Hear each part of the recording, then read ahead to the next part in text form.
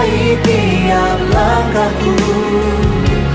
Kau bersamaku, di dalamku, jadi bukti kebesaran-Mu.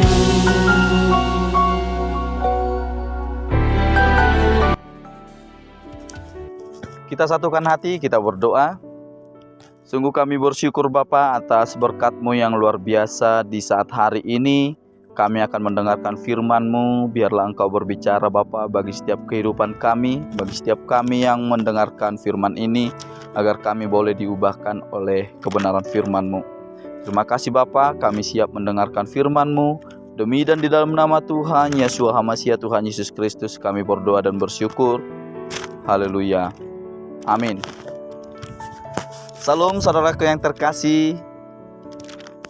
Sebelum saya akan membagikan kebenaran firman Tuhan, izinkan saya untuk memperkenalkan diri. Saya Herbert Sihotang yang akan menyampaikan firman Tuhan ini, dan juga sebagai tugas yang diberikan oleh Bapak dosen Bapak Hendra Bangun di mata kuliah Homiletika 2. Dan kiranya lewat firman Tuhan ini dapat memberkati kita semuanya dan menjadi berkat bagi yang mendengarkan, sehingga firman Tuhan akan memulihkan dan senantiasa memberikan sukacita bagi setiap kehidupan kita.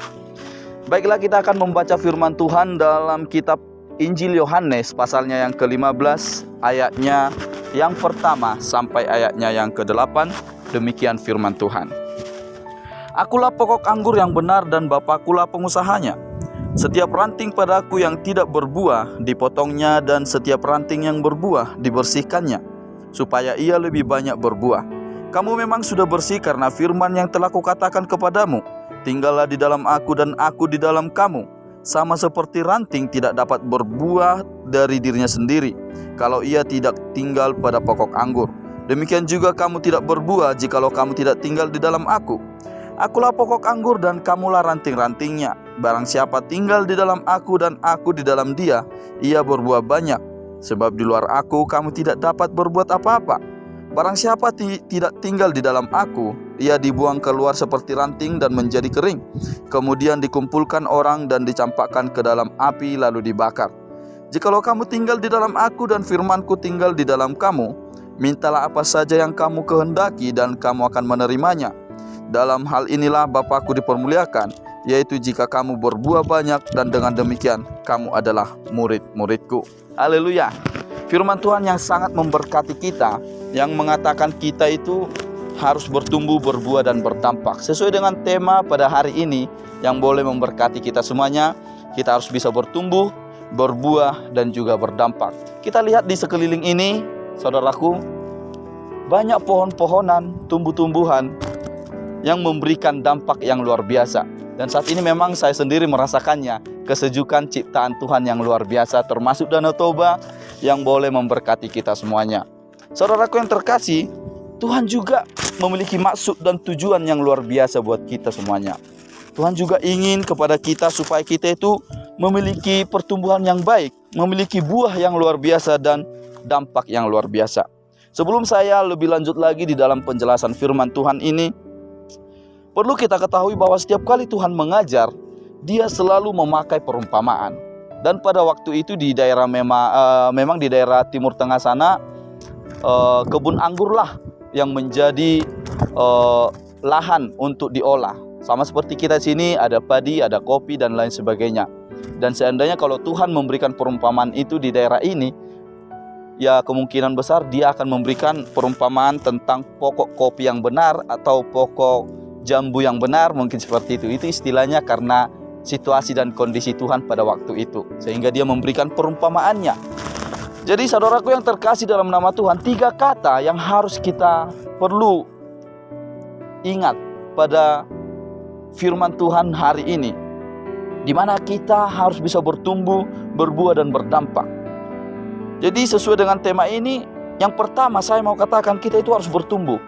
Bagaimana orang bisa menyadari dirinya itu sudah bertumbuh? Hanya satu cara, menurut saya itu satu cara.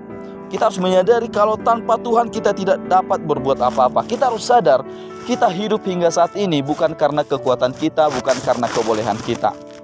Kita dan saya sendiri berdiri di tempat ini kalau bukan karena Tuhan yang mengizinkan, maka itu tidak akan terjadi apa-apa.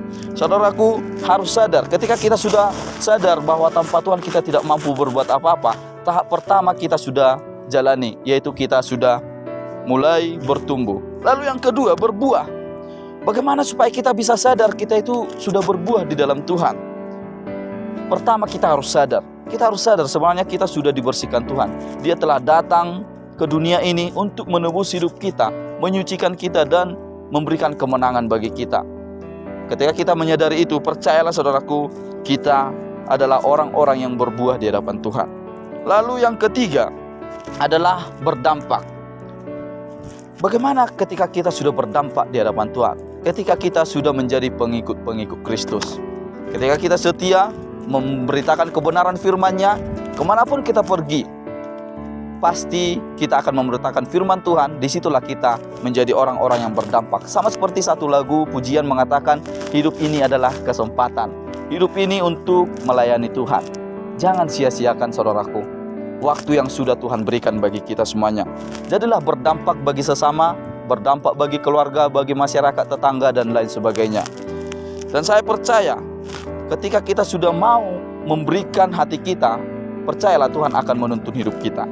Nah, pertanyaannya saudaraku, apa akibat jika seorang Kristen tidak mau bertumbuh, tidak mau berbuah dan tidak mau berdampak? Saya akan bacakan ayatnya yang ke-6, dikatakan demikian. Barang siapa tidak tinggal di dalam aku, ia dibuang keluar seperti ranting dan menjadi kering. Kemudian dikumpulkan orang dan dicampakkan ke dalam api lalu dibakar. Saudaraku, dikatakan tadi bahwa Tuhan itu adalah pokok anggur yang benar dan kita adalah ranting-rantingnya. Sama seperti pohon-pohonan ini, sama seperti tumbuh-tumbuhan ini. Kalau misalnya rantingnya tidak melekat kepada pokoknya, pasti akan kering. Tadi dikatakan Tuhan itu adalah pokok itu sendiri dan kita adalah ranting-rantingnya.